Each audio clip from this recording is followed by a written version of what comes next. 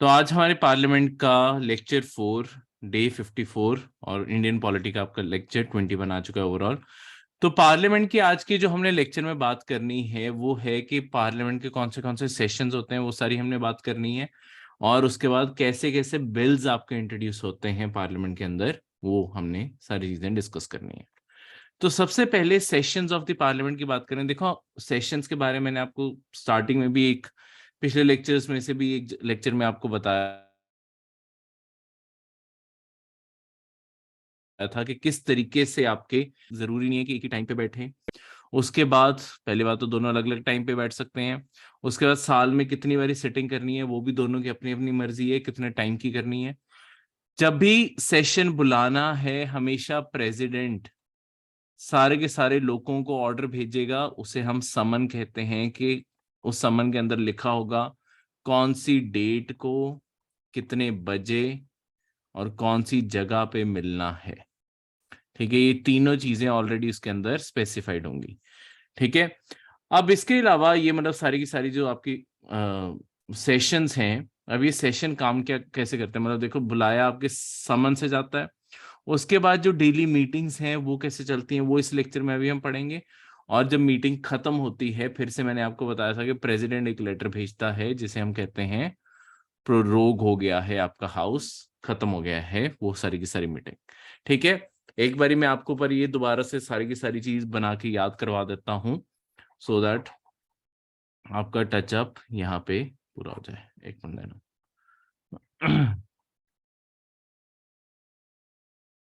हम्म तो देखो, मैंने आपको जो बताया था उसमें मैंने आपको बताया था कि देखो एक पूरे साल को मान लो, ये एक पूरा साल है।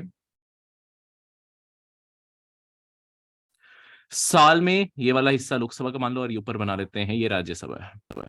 साल में कितनी बारी सेशन होल्ड करना है और अलग अलग दिनों में भी होल्ड करना है। जैसे राज्यसभा का इस यहाँ पे मैंने दिखाया पहले शुरू हो गया है, लोकसभा का बाद में शुरू हुआ है।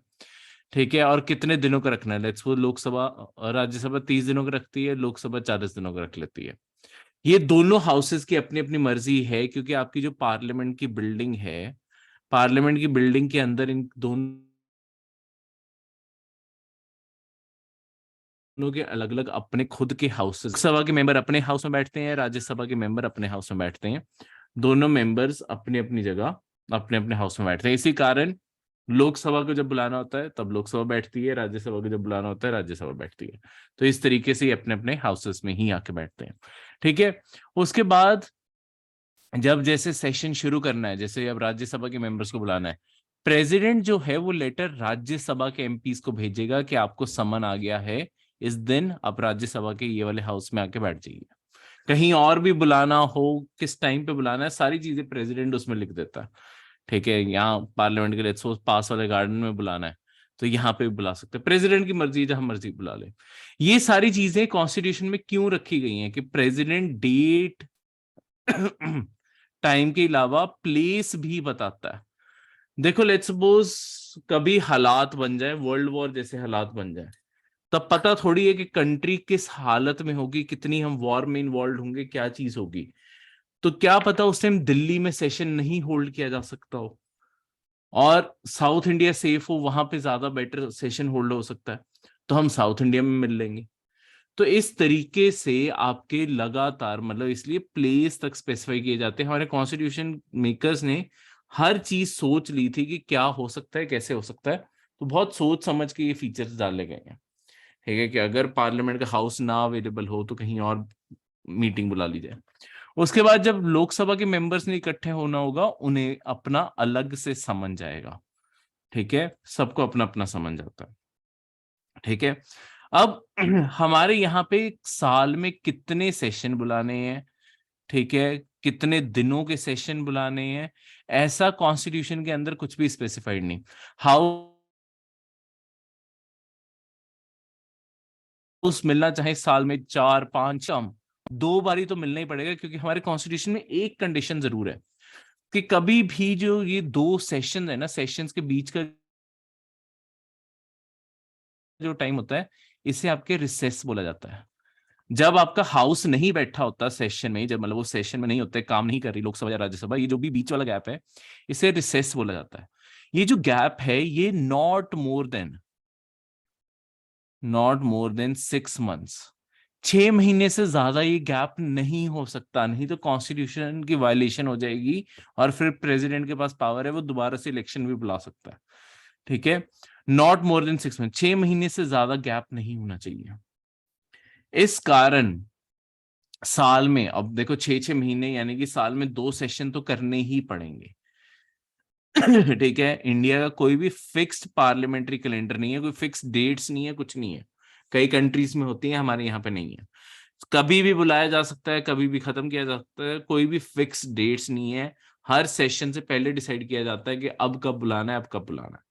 ठीक है,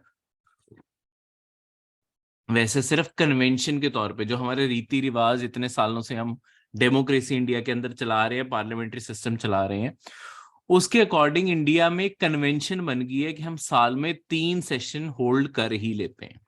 एक जो साल के बिल्कुल स्टार्टिंग में होता है उसे हमने नाम दिया हुआ है बजट सेशन। एक हमने जो आपकी जून जुलाई के महीने में होता है उसे हम मॉनसून सेशन कह देते हैं। और लास्ट में नवंबर दिसंबर के महीनों में होता है इस टाइम के सेशन को हम आपका विंटर सेशन कह देते हैं। ये 3 सेशंस आपके होल्ड हो जाते हैं, पर इसके अलावा और भी हो सकते हैं। ये कहीं लिखे नहीं हुए कि सिर्फ ये 3 होंगे, कॉन्स्टिट्यूशन में सिर्फ ये लाइन लिखी हुई है, नॉट मोर देन 6 मंथ्स वाली, कि 2 तो होल्ड होंगे, नहीं लिखा हुआ अपने आप में कि 2 करने ही पड़ेंगे। कॉन्स्टिट्यूशन में ये लाइन लिखी है, not more than 6 months. Indirect meaning हमने इस तरीके से निकाला है। ठीक है, तो इस तरीके से अब power to convene a session आपकी, जैसे मैंने आपको बताया, अब प्रेसिडेंट अपनी मनमर्जी से नहीं बुलाता होता। एक ना फिर से आपके जो जितने मिनिस्टर्स हैं, काउंसिल ऑफ मिनिस्टर्स के अंदर जो सबसे टॉप के मिनिस्टर्स होते हैं, मैंने आपको बताया था, उन्हें कैबिनेट मिनिस्टर्स कहते हैं। उनकी ना एक कमेटी बनती है, cabinet committee on parliamentary affairs. Parliament के अंदर क्या क्या काम करने हैं सरकार ने, ये सारे यहाँ पे बैठ के डिस्कस कर लेते हैं। तो ये सारे के सारे डिसाइड करके प्रेसिडेंट को बता देते हैं कि अब समन भेज दीजिए लोकसभा के मेंबर्स को, अब समन भेज दीजिए राज्यसभा के मेंबर्स को। और प्रेसिडेंट इन्हीं की ही, जैसे हमने पढ़ा था, प्रेसिडेंट एड और एडवाइस से काम करता है अपने काउंसिल ऑफ मिनिस्टर की, तो यहाँ पे भी प्रेसिडेंट इनकी ही सुनता है। ठीक है, इस तरीके से प्रेसिडेंट वही करेगा, उसी दिन बुलाएगा, उसी टाइम बुलाएगा और उसी प्लेस बुलाएगा जिस टाइम पे आपकी जो कमिटी इन्होंने आपस में बना ली है। मतलब एक तरह से काउंसिल ऑफ मिनिस्टर ही सलाह देते हैं प्रेसिडेंट को, वो जो कहेंगे वैसे ही होगा। ठीक है, इस तरीके से ये सारा का सारा सेशन। नेक्स्ट है समन करना पार्लियामेंट को।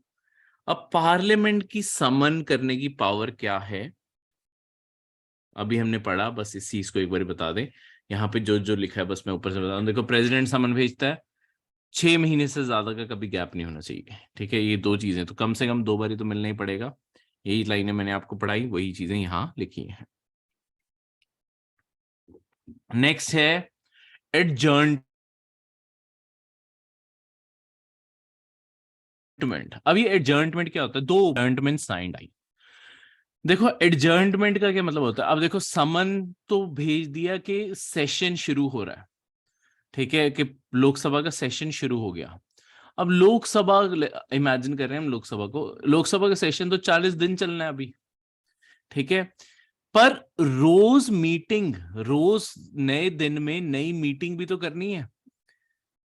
अब इस मीटिंग बारे कौन बताएगा कि कब मीटिंग शुरू होनी है, कब मीटिंग खत्म होनी है। देखो, अब दोनों जो हमने हाउसेस पढ़े थे, लोकसभा और राज्यसभा, इन दोनों के हमने हेड भी पढ़े थे। लोकसभा के आपके हेड थे आपके स्पीकर, राज्यसभा के आपके हेड थे चेयरमैन। अब होता क्या है, देखो, प्रेसिडेंट ने एक बार समन करके सारे लोगों को इकट्ठा कर दिया, पर अब हाउस के अंदर क्या चल रहा है, लोकसभा के अंदर क्या चल रहा है, राज्यसभा के अंदर क्या चल रहा है, अब रोज प्रेसिडेंट दखल नहीं दे सकता। अब पावर आती है इनके पास, स्पीकर और चेयरमैन के पास अपने अपने हाउस की पावर आती है। अब मीटिंग जब दिन खत्म होना है, लेट्स सपोज अब शाम के 5 बज गए हैं, 5 PM हो गए हैं, इन्हें लगता है कि चलो आज काम खत्म करें, अब कल सुबह मिलेंगे 10 बजे, अगली सुबह मिलेंगे 10 बजे। तो आपके लोकसभा के अंदर स्पीकर और राज्यसभा के अंदर चेयरमैन ऑर्डर जारी करेंगे एडजर्नमेंट का। एडजर्नमेंट ऑर्डर में अब कब मिलना है वो वाली डेट, टाइम और प्लेस लिखा होगा फिर से। ठीक है, मतलब ये क्यों होता है, मतलब एडजर्नमेंट हर चीज के लिए जारी करना पड़ता है। जैसे कि लेट्स सपोज सुबह से काम करने लगे हुए हैं, 10 बजे आ गए थे सारे, अब लंच ब्रेक करनी है, 1 बज गया, अब लंच ब्रेक करनी है। स्पीकर और चेयरमैन अपने अपने हाउस में एडजर्नमेंट जारी करेंगे कि अब 3 बजे आ जाना, आज ही के दिन, मतलब जो भी डेट होगी वही वाले दिन, आज ही के दिन 3 बजे आ जाना, यहां बैठ के सेशन कंटिन्यू करेंगे। तो ये एक तरह से ऑर्डर होता है जहां पे सारी की सारी डिटेल्स ऑलरेडी स्पेसिफाइड होती हैं। या अगर इवन गैप डालना पड़े, लेट्स सपोज आज 5 बजे सेशन खत्म हो रहा है, आज आज फ्राइडे है और स्पीकर का मानना है कि चलो सैटरडे संडे छुट्टी रख लेते हैं, मंडे मिलेंगे, तो वो ऑर्डर में लिखेगा कि अब जो मंडे है, जो भी डेट होगी मंडे है, वहां पे 10 बजे मिलते हैं आपके लोकसभा के हाउस में। तो ये एडजर्नमेंट मोशन में स्पेसिफाइड होता है कि इस तरीके से होगा। अब एक और पावर भी होती है इनके पास, स्पीकर और चेयरमैन के पास, कि ये टाइम ना स्पेसिफाई ना करें, चाहे उस, अगर आपका टाइम डेट ये सारी चीजें नहीं स्पेसिफाइड की गई ना, उसे कहते हैं एडजर्नमेंट साइन डाई। यानी कि without any definite time date, बिना टाइम और डेट बताए। देखो प्लेस तो वही रहती है जो प्रेसिडेंट ने फिक्स कर दी थी, समन में लिख देते होते हैं वो ऑब्वियसली, पर वो प्लेस वही रहती है जो प्रेसिडेंट ने फिक्स की थी। ठीक है, ये अपने मुताबिक प्लेस नहीं चेंज कर सकते, प्लेस के लिए फिर समन चेंज करवाना पड़ेगा। लिखी होती है प्लेस, पर प्लेस चेंज नहीं करते, ये सिर्फ अपनी तरफ से डेट और टाइम फिर बताते रहते हैं एडजर्नमेंट में। पर अगर ये डेट और टाइम भी ना बताएं, उस चीज को आपके कहते हैं एडजर्नमेंट साइन डाई। यानी कि बिना डेट और टाइम बताए आपने बोला कि आज की सिटिंग खत्म होगी, अब दोबारा कब मिलेंगे ये आगे आपको लेटर लिख देंगे, आपको बता देंगे कब आना है। अभी के लिए आसपास ही रहना, ठीक है, दोबारा से जरूरत पड़ेगी तो बुला लेंगे, नहीं जरूरत पड़ेगी तो हम प्रेसिडेंट को कह देंगे प्रोरोगेशन खत्म करना होता है। जैसे स्टार्ट करने के लिए प्रेसिडेंट से समन लिया था, फिर प्रेसिडेंट को कई बार जब देखो सारा काम खत्म हो जाता है, तब आपके काउंसिल ऑफ मिनिस्टर मैसेज भिजवा देते हैं प्रेसिडेंट को कि आप प्रोरोग कर दो। फिर प्रेसिडेंट सारे के सारे एमपीज को लेटर भेज देता है कि थैंक यू, आप आए, अभी का सेशन खत्म होता है, अब आपका जो भी हाउस था वो अब रिसेस पे जाता है, अब दोबारा जब आपको समन आएंगे तब मिलेंगे। ठीक है, यूजुअली आपकी एडजर्नमेंट साइन डाई तभी जारी की जाती है जब आपका काम खत्म हो चुका होता है अभी के लिए, और अब बस प्रेसिडेंट की वेट होती है कि प्रोरोग का ऑर्डर जारी हो जाए।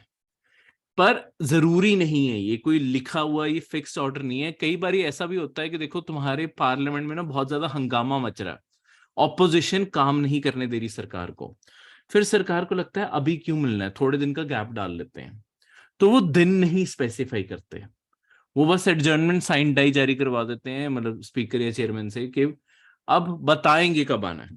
तो थोड़े दिनों के लिए एक तरह से, मतलब सेशन में है, वो सेशन नहीं खत्म हुआ, पर वो मिल नहीं रहे, रोज की मीटिंग नहीं हो रही, रोज की मीटिंग एडजर्नमेंट के ऑर्डर में ही होती है। ठीक है, इस तरीके से तो जब उन्हें बुलाना होगा तब मैसेज भेज देंगे, तब उन्हें इकट्ठा कर लेंगे। नेक्स्ट है, अब देखो जब मीटिंग होनी है तो मीटिंग क्या, हमने पढ़ा था, जैसे आपके टोटल लिस्ट ही यूज कर रहा हूं, लोकसभा के अंदर मैक्सिमम 552 मेंबर हो सकते हैं, राज्यसभा के अंदर मैक्सिमम आपके 250 मेंबर हो सकते हैं। तो कितने लोग मिलके आपस में मीटिंग कर सकते हैं? लेट्स सपोज सारे छुट्टी मार के बैठे हैं, 2 लोग आए हुए हैं राज्यसभा में, क्या वो आपस में मीटिंग कर लेंगे? नहीं, एक ना मिनिमम नंबर चाहिए कि कितने लोग आपके आए होने चाहिए, उसके बाद ही आप मीटिंग होल्ड कर सकते। इतने लोग होंगे तभी आपकी मीटिंग होल्ड हो सकती है, नहीं तो नहीं हो सकती। ये आपके कॉन्स्टिट्यूशन के अंदर ही फिक्स किया हुआ है, वो है 1/10 स्ट्रेंथ, यानी कि 552 का 1/10 तो आपका 55 बन गया, और राउंड ऑफ करके ऑब्वियसली, और राज्यसभा का जो 250 था वो ऑब्वियसली 25 बन गया। अगर लोकसभा के अंदर कम से कम 55 मेंबर होंगे तभी आपका सेशन हो सकता है, मीटिंग हो सकती है उस दिन की। अगर उतने लोग नहीं आए तो साथ के स्पीकर कहते हैं कि देखो 55 लोग नहीं आए, कोरम नहीं अचीव हुआ, आज के लिए छुट्टी मानो, कल मिलेंगे। राज्यसभा में भी सेम, अगर 25 लोग नहीं आए हुए, सारा हाउस ही खाली पड़ा हुआ है, तो आपका चेयरमैन कहता है देखो कोरम अचीव नहीं हुआ, आज कोई मीटिंग, कोई डिस्कशन, कोई डिबेट कुछ नहीं होगा, घर जाओ, कल मिलेंगे। ठीक है, तो इस तरीके से तो मीटिंग्स तभी होल्ड हो सकती हैं जब आपका कोरम होगा। नेक्स्ट है, अब पार्लियामेंट में कैसे कैसे बिल इंट्रोड्यूस किए जा सकते हैं। देखो, बिल और एक्ट में मैंने आपको फर्क बताया था, और तब मैंने आपको कहा था ये सारी हम कैटेगरीज पढ़ेंगे। बिल होता है जब कोई कानून अभी तैयार हो रहा है, एक्ट होता है जब उस चीज को एनफोर्स करवा दिया जाए। ठीक है, देखो बिल से एक्ट की जर्नी 3 स्टेजेस से होकर निकलती है। 3 स्टेजेस है, जो भी हाउस उसे शुरू करेगा उस बिल को, लेट्स सपोज राज्यसभा ने शुरू किया या लोकसभा ने शुरू किया, वो उस बिल को पास करे, फिर वो बिल जाएगा दूसरे हाउस के पास, इस केस में लोकसभा और इस केस में राज्यसभा। दूसरे हाउस के पास बिल आया, वो दोनों पास करें। जब दोनों हाउसेस ने बिल पास कर दिया, ये बिल जाता है प्रेसिडेंट के पास। प्रेसिडेंट को इसके ऊपर साइन करने होते हैं। जिस दिन प्रेसिडेंट ने साइन कर दिए, उसके बाद वो बिल जो है वो एक्ट बन जाता है। तो ये सारी सारी आपकी स्टेजेस हैं बिल से एक्ट बनने की। ठीक है, तो बिल से एक्ट बनने की ये सारी सारी आपकी स्टेजेस हैं। अब यहां पे ये जो सारी सारी स्टेजेस हैं, सब कुछ है, इस सारे प्रोसेस में बिल जो हैं वो अलग अलग टाइप के होते हैं, और उसके रिगार्डिंग आपकी लोकसभा राज्यसभा की पावर्स अलग अलग हैं। तो उन्हें एक एक करके अब पढ़ते हैं, बिल कैसे कैसे हैं। सबसे पहले ऑर्डिनरी बिल। ऑर्डिनरी बिल का मतलब होता है कोई भी आम जो कानून बनना है, वो सारी चीजों को ऑर्डिनरी बिल माना जाता है। कोई भी आम कानून बनना है, वो सारे के सारे बिल ऑर्डिनरी बिल उन्हें बोला जाता है। इसमें कोई भी, सबसे पहले तो इस बिल को आपके मंत्री भी इंट्रोड्यूस कर सकते हैं, कोई और जो मेंबर हैं, प्राइवेट मेंबर्स जो हैं, वो भी इंट्रोड्यूस कर सकते हैं। अब ये होता फर्क क्या है मिनिस्टर्स और प्राइवेट मेंबर्स में? देखो, आपका लोकसभा और राज्यसभा दोनों में से लोग काउंसिल ऑफ मिनिस्टर का हिस्सा बन सकते हैं, पर यहां पे 552 और यहां पे 250, ये सारे के सारे मेंबर ऑफ पार्लियामेंट है, एमपी हैं, ये मिनिस्टर नहीं है। इनमें से सिर्फ कुछ लोग, टोटल करके अराउंड 70-80 लोग आपके काउंसिल ऑफ मिनिस्टर का हिस्सा बनेंगे। अब वो जो काउंसिल ऑफ मिनिस्टर का हिस्सा बनेंगे, सिर्फ इन लोगों को मिनिस्टर बोला जाता है, बाकी सारे लोगों को मेंबर ऑफ पार्लियामेंट, एमपी बोला जाता है। या इनसे डिस्टिंग्विश करने के लिए जो दूसरा वर्ड यूज कर दिया जाता है, जो जो इंसान, क्योंकि मिनिस्टर भी आपके एमपी तो होते रहते ही है ना, क्योंकि वो किसी ना किसी हाउस के तो हिस्से ही है। आपको मैंने काउंसिल ऑफ मिनिस्टर के जब लेक्चर से तब बताया था कि इंडिया के अंदर कोई भी सिटीजन मिनिस्टर बन सकता है, इवन प्राइम मिनिस्टर बन सकता है, पर वो 6 महीने के लिए। 6 महीने के अंदर अंदर आपको लोकसभा या राज्यसभा का हिस्सा बनना है। हिस्सा बनने का मतलब है आपको एमपी द पार्लियामेंट, सारे के सारे लोग ही हैं, उनमें से कुछ लोग आपके मिनिस्टर का दर्जा भी पाते हैं।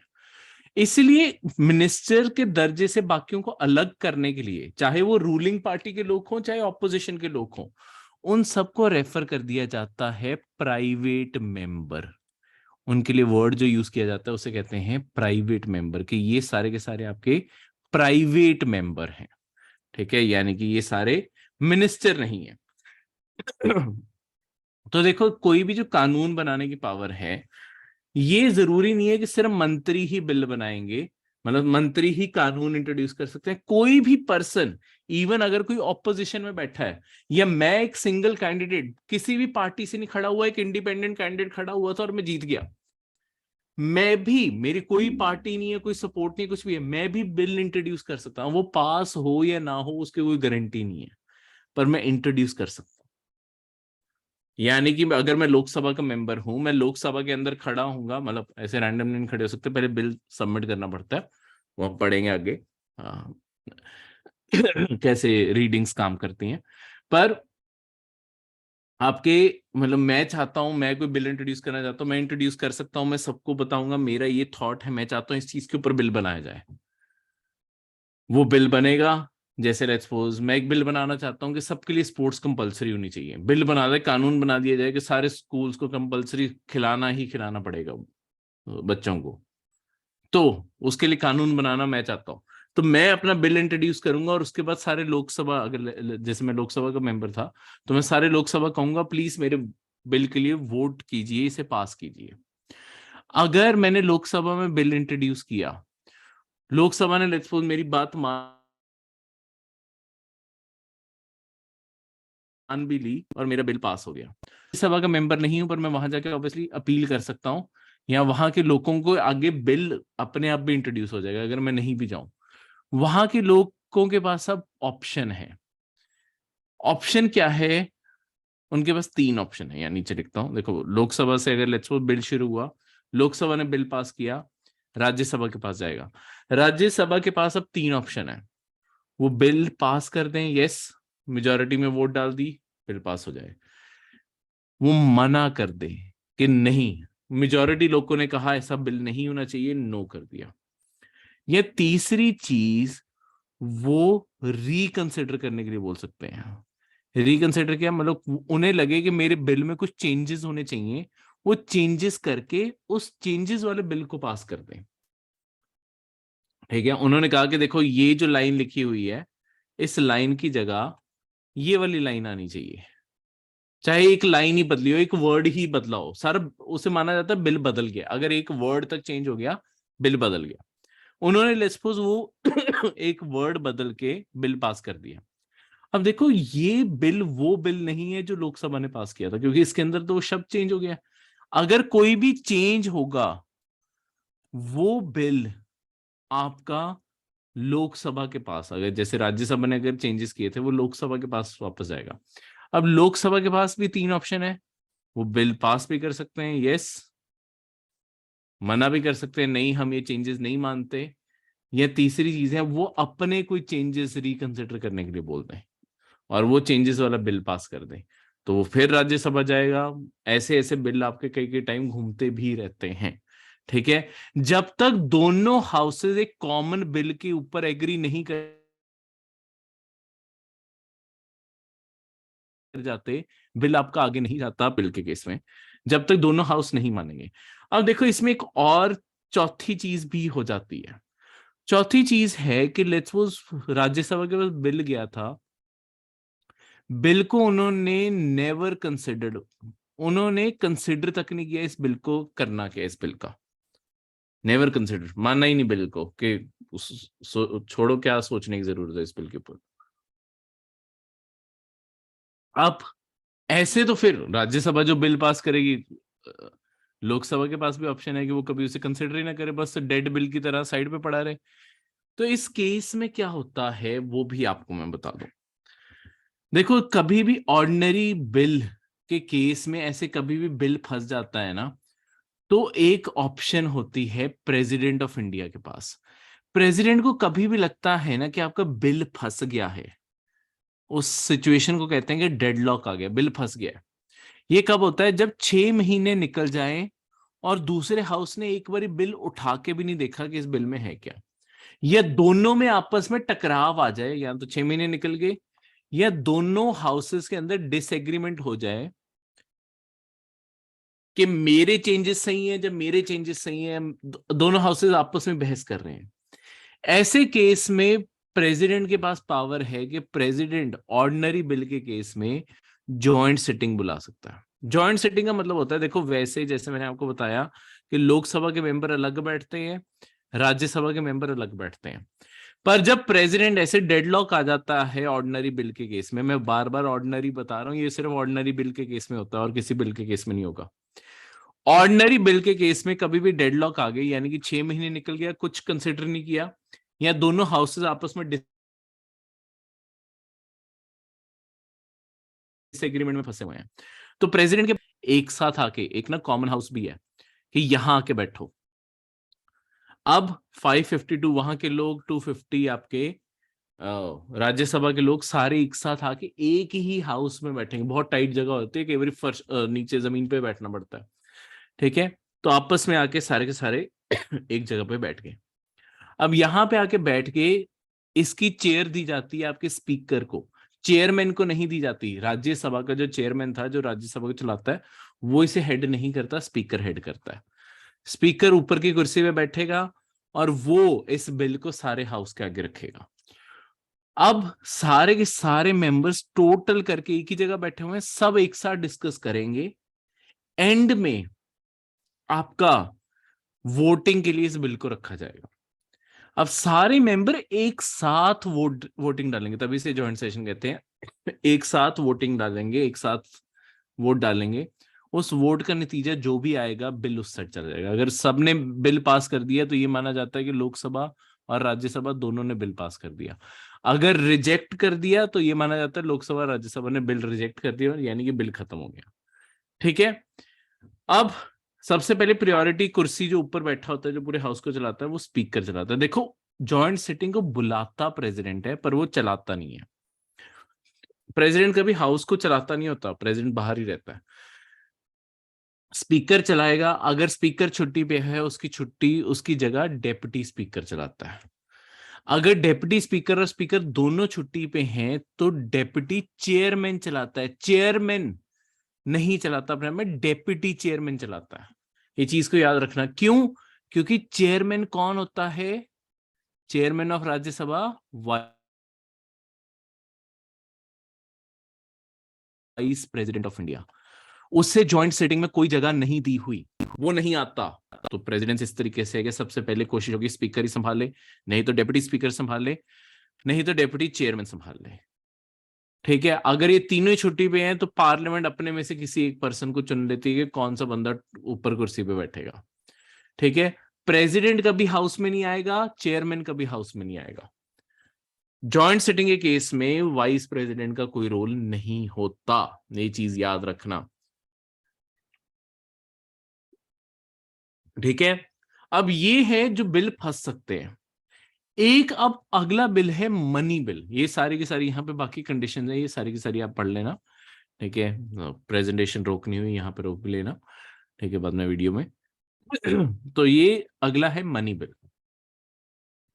मनी बिल थोड़ा सा अलग काम करता है। मनी बिल का मतलब होता है जहां पे भी पैसे की बात होगी, क्योंकि मैंने आपको बताया था पैसा सारा का सारा सरकार को पार्लियामेंट की तरफ से जारी होता है।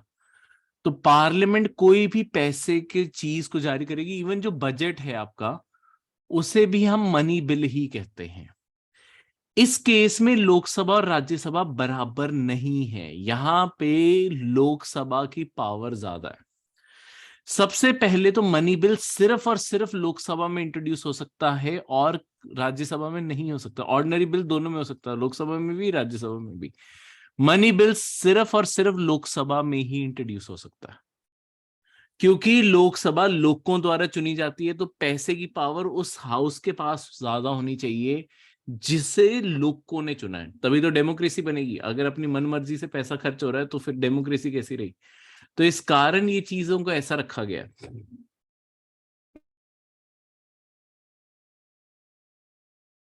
कि मनी बिल सिर्फ जहां पे पैसे की बात होगी ये जो है इंट्रोड्यूस करवाने से पहले, मनी बिल के अंदर एक और कंडीशन है। लोकसभा को के अंदर इंट्रोड्यूस करवाने से पहले ना, पहले प्रेसिडेंट से रिकमेंडेशन लेनी पड़ती है, पहले प्रेसिडेंट से परमिशन लेनी पड़ती है कि सर हम एक मनी बिल इंट्रोड्यूस करना चाहते हैं, कर ले। अगर प्रेसिडेंट जब तक साइन नहीं देगा ना लोकसभा के अंदर, वो बिल इंट्रोड्यूस नहीं हो सकता, वो प्रेजेंट नहीं हो सकता। प्रेसिडेंट को साइन देने पड़ेंगे, उसके बाद वो लोकसभा में इंट्रोड्यूस होगा। इवन बजट के ऊपर पहले प्रेसिडेंट के साइन होते हैं सुबह, फिर जाके बजट इंट्रोड्यूस होता है। ठीक है, इस तरीके से प्रेसिडेंट ही परमिशन देता है कि हाँ कर दो इंट्रोड्यूस सारे मनी बिल्स को, कोई छोटा मोटा बिल भी हो, उससे लेके बजट तक सारी चीजें। उसके बाद लोकसभा के अंदर अब देखो, ऑर्डिनरी बिल को आपके प्राइवेट मेंबर भी जारी कर सकते थे, मतलब वो भी इंट्रोड्यूस कर सकते थे। पर पैसे की बात सिर्फ सरकार की बात है, ये सिर्फ और सिर्फ मंत्री ही कर सकते हैं, मिनिस्टर ही कर सकते हैं लोकसभा में। ठीक है, ओनली बाय मिनिस्टर्स, किसी और के द्वारा नहीं जारी किया जा सकता। अब इसके अंदर लोकसभा के अंदर जो भी बिल पास हुआ, स्टेप वही है, लोकसभा से पास हुआ, राज्यसभा में जाएगा बिल। पर अब राज्यसभा के पास ना ऑप्शन लिमिटेड है। राज्यसभा सिर्फ 3 चीजें कर सकती है। राज्यसभा यस कर सकती है, यानी कि वो भी पास कर दें। राज्यसभा आपकी चेंजेस रिकमेंड कर सकती है कि ये चेंज कर दो, और उस चेंजेस के साथ वो पास कर दें। कि बजट में वो कोई भी स्कीम चेंज करवाना चाहते हो, उसका बजट चेंज करवाना चाहते हो, वो कर सकते हैं, उसके बाद वो पास कर दें। ठीक है। तीसरी चीज है नो एक्शन, कोई भी काम नहीं किया, बस ऐसे ही पड़े हुए हैं, काम नहीं करना चाहते। अब ये जो चेंज वाला बिल है ये वापस जाता है लोकसभा के पास। अब लोकसभा के पास दो ऑप्शन है, ये चेंज वाले की बात कर रहा हूं। यस, यस अगर पास ही हो गया, मतलब लोकसभा से पास हो गया, राज्यसभा, ठीक है, तो वो तो क्लियर ही है। अगर लोकसभा ने कोई बिल पास करके भेजा था, राज्यसभा ने उसके ऊपर चेंजेस बोल दिए हैं, ठीक है, वो जो चेंजेस हैं, वो चेंजेस, क्योंकि नया बिल बन गया ना, मैंने आपको बोला एक वर्ड भी चेंज हो गया, वो नया बिल है, वो वापस लोकसभा के पास जाना चाहिए। तो लोकसभा में गया, लोकसभा के पास दो ऑप्शन है, या तो वो चेंजेस को मान ले, यस कर दे, या रिजेक्ट कर दे। अब कि नहीं, हम ये चेंजेस नहीं मानते। अब यहां पे दिखती है लोकसभा की सबसे बड़ी पावर। पहली, लोकसभा ने यस कर दिया, प्रेसिडेंट के पास चला गया बिल, कोई दिक्कत ही नहीं है। पर अगर लोकसभा ने रिजेक्ट कर दिए चेंजेस के, नहीं हम ये चेंजेस को नहीं मानते, हमारा ओरिजिनल बिल ही अच्छा था, तब भी बिल पास माना जाता है और प्रेसिडेंट के पास चला जाता है साइन होने। यानी कि राज्यसभा हां करे चाहे ना करे, इवन अगर राज्यसभा नो एक्शन लेती है, कोई एक्शन नहीं लेती, बिल पड़ा हुआ है, सिर्फ 14 दिन वेट की जाती है राज्यसभा में। ऐसा नहीं है तुम इंडेफिनेटली बैठ जाओगे कि बिल ही नहीं पास करना। सिर्फ 14 दिन राज्यसभा में बिल डिले हो सकता है, 15वें दिन अपने आप प्रेसिडेंट के पास बिल चला जाता है, और ये मान लिया जाता है कि राज्यसभा की हाँ ही है। चाहे चेंजेस रिजेक्ट कर दिए हो तब भी माना जाता है कि राज्यसभा की हाँ है।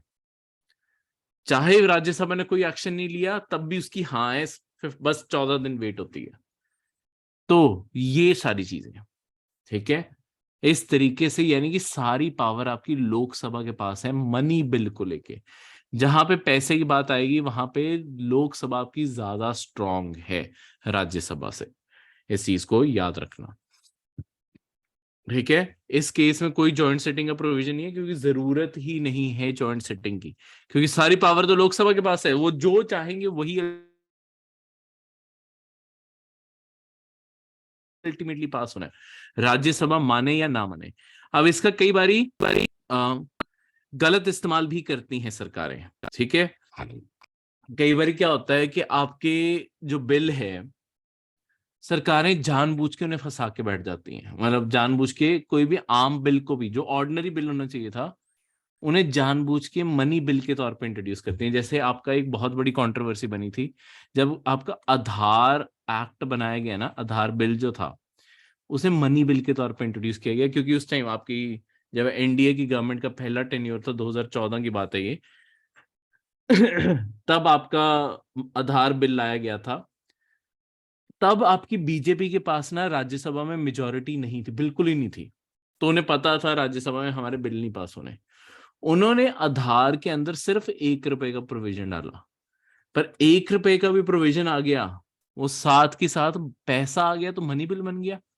मनी बिल बन गया तो लोकसभा के अंदर तो उनकी मेजोरिटी थी, अपने आप मनी बिल पावर यहाँ पे, साथ के सारा काम बन गया, राज्यसभा की सुनने की जरूरत ही नहीं। तो ऐसे गलत इस्तेमाल भी हो जाता है। पर ये मतलब ये मैंने आपको लेटेस्ट एग्जांपल्स में से दिया है, सरकारें ये सिंस इंडिपेंडेंस करती करती आई हैं। ठीक है, गलत है, मैं कोई इंडोर्स नहीं कर रहा हूँ, सारी गलत करती आई हैं, क्योंकि कॉन्स्टिट्यूशन की एक तरह से लूप होल्स ढूंढ के निकालने वाली बात है, पर पॉलिटिक्स में कर जाते हैं धक्का। ठीक है, नेक्स्ट आपका फाइनेंशियल बिल। देखो एक और बिल भी है मनी बिल के अलावा ना, पैसे की बात आप फाइनेंशियल बिल के थ्रू भी कर सकते हो, ये आर्टिकल 117 में आता है। जो आपके मनी बिल है ये 110 आर्टिकल है, ये दोनों आर्टिकल्स में फर्क है, ये 110 है मनी बिल, फाइनेंशियल बिल 117 है। देखो फाइनेंशियल बिल के भी दो हिस्से हैं, ए और बी, एक में जाते हो, ये दोनों में फर्क है। ठीक है। आधार के ऊपर थोड़ा सा और बताता हूँ, और एक मिनट बस पहले ये बता दूं, मनी बिल, फाइनेंशियल बिल। देखो फाइनेंशियल बिल और मनी बिल में क्या फर्क है, दोनों पैसे के बिल है, इसके अंदर भी पैसे की बात होती है। फाइनेंशियल बिल को सरकार ज्यादा यूज नहीं करती, क्योंकि इसके अंदर देखो होती पैसे की बात है, पर इसके सारे प्रोविजन वही हैं जो ऑर्डिनरी बिल के होते हैं। यानी कि इसे राज्यसभा रिजेक्ट भी कर सकती है, राज्यसभा होल्ड भी करके रख सकती है, इसके अंदर जॉइंट सिटिंग भी फिर लग सकती है, वो सारी की सारी चीजें हैं। बस क्योंकि लोकसभा की पावर खत्म हो जाती है इसके अंदर, पर ऑब्वियसली फिर इंट्रोड्यूस भी नहीं कोई करता। ठीक है, इसे एक तरीके से राज्यसभा के लिए ज्यादा रखा गया है कि अगर राज्यसभा इंट्रोड्यूस करना चाहे कोई चीज वो कर सकती है। पर ये ऑर्डिनरी बिल, जैसे अगर राज्यसभा ने इंट्रोड्यूस किया लोकसभा रिजेक्ट कर देगी, वो सारे प्रोविजन जो हमने ऑर्डिनरी बिल के केस में पढ़े वो फाइनेंशियल बिल के केस में लगते हैं। मनी बिल के केस में ज्यादा बड़ी पावर आपकी लोकसभा के पास है। अब आधार बिल देखो, आधार बिल के अंदर 1 रुपए का प्रोविजन डालने का मतलब क्या था, 1 रुपए से होता कुछ नहीं है। ठीक है, पहला प्रिंट आउट निकला, 1 रुपया खर्च हो गया, तो कोई बजट नहीं देना था आधार, मतलब इस बिल के थ्रू आधार को कोई बजट नहीं देना था। आधार जो स्कीम थी उसका बजट अलग बनना था, वो अलग चीज है, उसका बजट ही अलग बनना था। पर यहां पे सिर्फ आधार एक्ट पास करना था, जिसके थ्रू आधार को, मतलब आधार एक्ट पास क्यों किया गया, अगर आज आप देखो आपका आधार आपकी हर चीज से जुड़ा हुआ है, बैंक से, मोबाइल से, हर चीज से जुड़ गया, पैन से, एक्सेट्रा एक्सेट्रा, ये सारी चीजों से जो आपका आधार कार्ड जुड़ा हुआ है, उसे लीगल वैलिडेशन देनी थी कि एक सिंगल कार्ड हम बनाने लगे हैं जो सारे कार्ड से जुड़ेगा। वो वैलिडेशन देने के लिए सारी चीजों से जोड़ने, तो गलत तरीके से पास हुआ मनी बिल के तौर पे, पर एग्जिस्ट करता है, और इसी के अंडर आपका आधार हर चीज में यूज होता है। आपके इंश्योरेंस में भी आधार जुड़ता है, हर चीज में आधार है अब। ठीक है, तो आधार एज ए लीगल डॉक्यूमेंट जो यूज होने लगा है वो आधार एक्ट के बाद उसकी मान्यता आई है। ठीक है, बन तो उससे पहले से रहे थे, डॉक्टर मनमोहन सिंह की गवर्नमेंट के टाइम से बन रहे हैं, पर वो कांग्रेस के पास कभी भी इतनी मेजोरिटी नहीं थी कि वो बिल पास कर पाए। बीजेपी के पास कम से कम लोकसभा में मेजोरिटी थी, उन्होंने पास कर लिया। ठीक है, पॉलिटिक्स ऐसी होती है, जब बीजेपी ऑपोजिशन में थी उन्होंने कांग्रेस को पास नहीं करने दिया, जब कांग्रेस ऑपोजिशन में आ गई वो बीजेपी को पास नहीं करना देने चाहते थे। बिल वही, काम वही, सब कुछ वही, बस एक दूसरे के काम में अड़चने डालनी है कि दूसरा ना काम कर जाए। ठीक है, दोनों सारी पार्टीज ही, मतलब मैं सबसे बड़ी नेशनल पार्टीज की बात कर रहा हूँ, आप कोई भी A Y Z कुछ भी लगा लो, सबके काम वही है। कॉन्स्टिट्यूशनल अमेंडमेंट बिल जो होता है आर्टिकल 368, इसका हमने अलग लेक्चर ही लगाना है, ये वहां पे पढ़ेंगे। ठीक है, तो ये था आपका सारा का सारा आज का लेक्चर। कोई भी डाउट हो तो आप पूछ सकते हो।